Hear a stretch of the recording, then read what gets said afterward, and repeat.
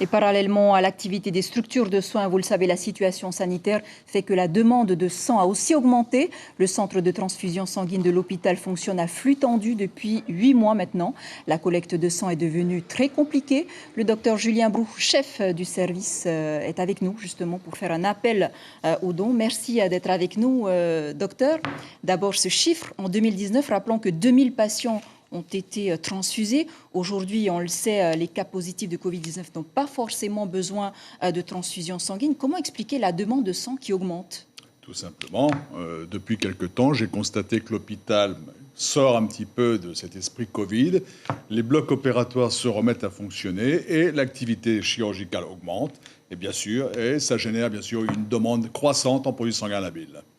Il vous faut à peu près 200 poches en stock pour être en sécurité. Qu'est-ce qui rend difficile la collecte de sang en ce moment ?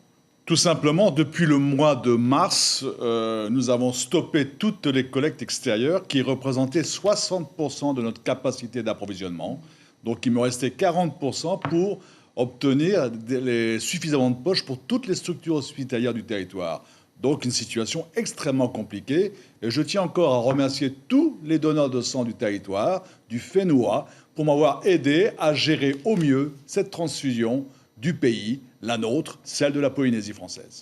Les donneurs qui ont déjà eu le Covid, peuvent-ils donner leur sang ? Oui, bien sûr, mais il faudra attendre 42 jours après la disparition des symptômes.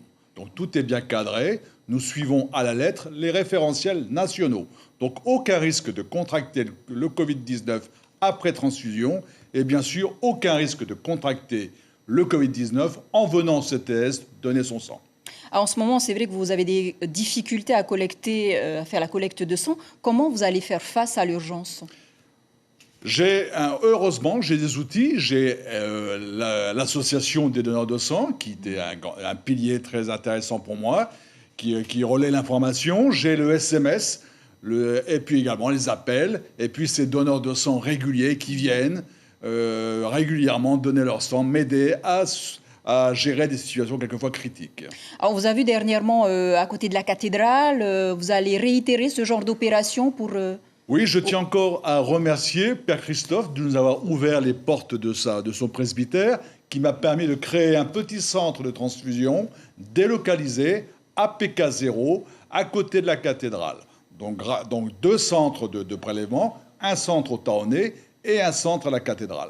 Bon, bientôt maintenant, le CTS va reprendre un mode de fonctionnement normal. Nous allons de nouveau réorganiser des collectes à l'extérieur. Expliquez-nous un petit peu plus. Pardon ? Expliquez-nous un petit peu plus comment ça va se passer. On va commencer à reprendre notre mode de fonctionnement normal. Nous allons organiser les collectes dans toutes les administrations. Et nous allons également, pour les fêtes de Noël, la fête de Jésus, nous allons organiser la collecte de Noël sur la mairie de Papeete le 17 décembre. Docteur, pouvez-vous nous rappeler en quelques mots qui peut donner son sang ? Il faut être en bonne santé, avoir surtout un bon esprit, aimer son Fénois, car cette transfusion, c'est la nôtre. Aucune poche me vient de l'extérieur. Tout est produit sur le territoire. Made in Fénois. C'est clair, quand j'ai eu des difficultés, j'ai contacté la métropole, ils m'ont dit « OK, mais ça risque d'être difficile. Vous êtes une collectivité territoriale, il faut vous assumer. » Nous avons assumé, les donneurs du territoire ont assumé avec moi et nous avons rempli toute notre mission. Aucun malade est décédé suite à un défaut de fourniture en produits sanguins sur le territoire. Merci beaucoup, docteur Brou.